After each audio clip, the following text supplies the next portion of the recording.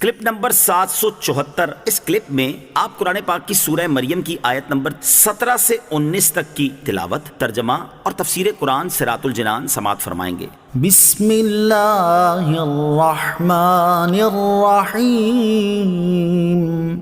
ترجمہ، اللہ کے نام سے شروع جو نہایت مہربان رحمت والا ہے۔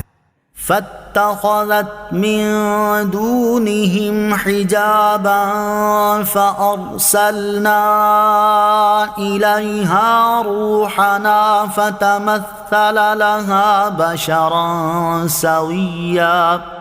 ترجمہ، تو ان لوگوں سے ادھر ایک پردہ کر لیا تو اس کی طرف ہم نے اپنا روحانی جبرائیل بھیجا تو وہ اس کے سامنے ایک تندرست آدمی کی صورت بن گیا۔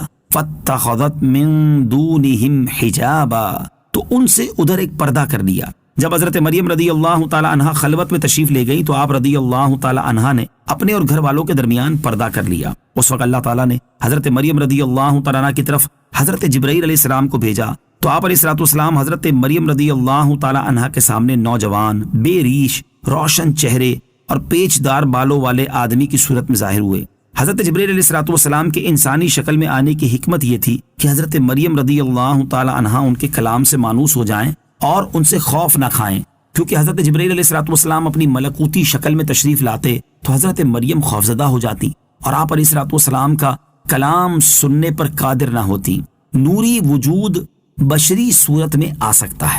اس آیت سے معلوم ہوا کہ نوری وجود بشری صورت میں آ سکتا ہے۔ حضرت علامہ مفتی احمد یار خان نعیمی رحمۃ اللہ تعالی علیہ فرماتے ہیں، حضرت جبرائیل علیہ السلام فرشتہ ہیں، نور ہیں، اور حضرت مریم کے پاس بشری شکل میں ظاہر ہوئے۔ اس وقت اس بشری شکل کی وجہ سے حضرت جبرائیل علیہ السلام نورانیت سے علیحدہ نہیں ہو گئے۔ صحابہ کرام نے حضرت جبرائیل کو بشری شکل میں دیکھا، سیاہ زلفیں، سفید لباس، آنکھ، ناک، کان وغیرہ سب موجود ہیں، اس کے باوجود بھی وہ نور تھے۔ اسی طرح حضرت ابراہیم، حضرت لوط، حضرت داؤد علیہ السلام کی خدمات میں فرشتے شکل بشری میں گئے۔